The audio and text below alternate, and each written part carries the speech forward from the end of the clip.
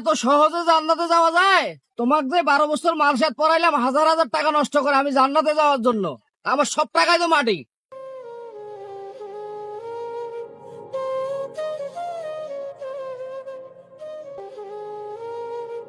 চাচা, আসসালামু আলাইকুম। ওয়ালাইকুম সালাম।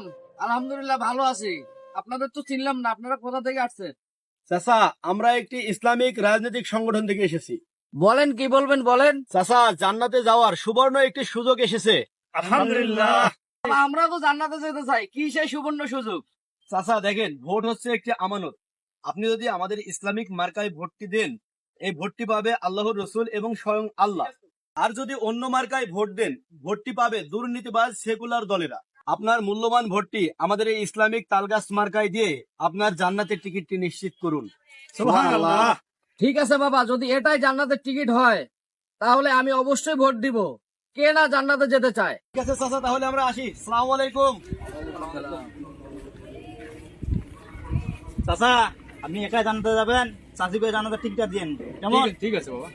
এটাকে সাগর ভাতিজা না? ও ভাতিজা, এ শুনো শুনো, সুখবর আছে, সুখবর। আসসালামু আলাইকুম চাচা, কেমন আছেন? ওয়ালাইকুম সালাম। ভাতিজা আছি তো ভালো।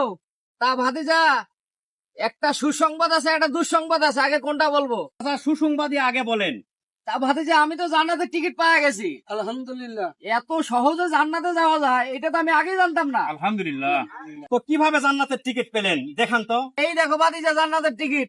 যদি এই মার্কায় ভোট দেই তাইলে এই ভোট পাবে আল্লাহ এবং আল্লাহ রসুল, আমি সরাসরি জান্নাতে চলে যাব। তো চাচা, দুঃসংবাদটা কি একটু বলেন। যে এত সহজে জান্নাতে যাওয়া যায়? তোমাকে যে 12 বছর মালসাত পড়াইলাম হাজার হাজার টাকা নষ্ট করে আমি জান্নাতে যাওয়ার জন্য, আমার সব টাকাই তো মাটি।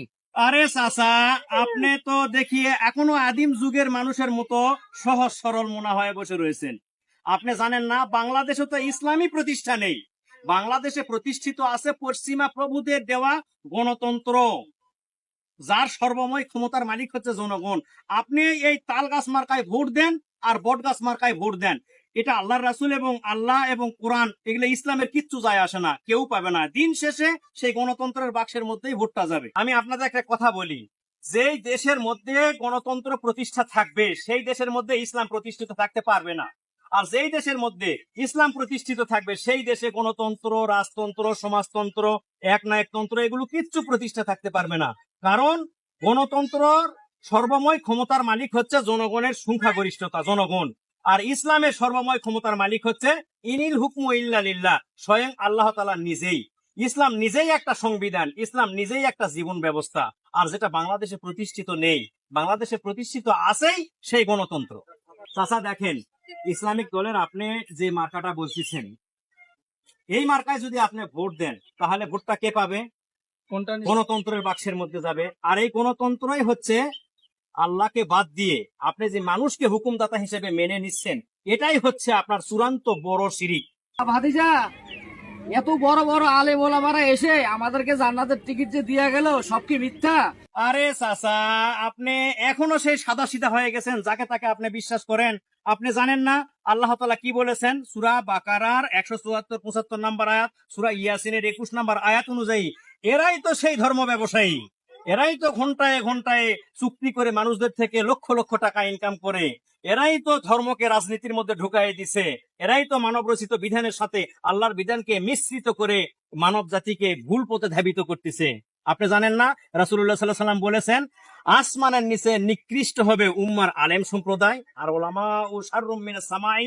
আল্লাহ রাসূল বলেছেন, এই সেই আখেরি জামানা, এখনই তো মানুষ ধর্মকে ব্যবহার করে এই স্বার্থ উদ্ধার করতেছে। তাহলে ভাতিজা, আমাদের মতো সাধারণ মানুষের কি উপায় হবে?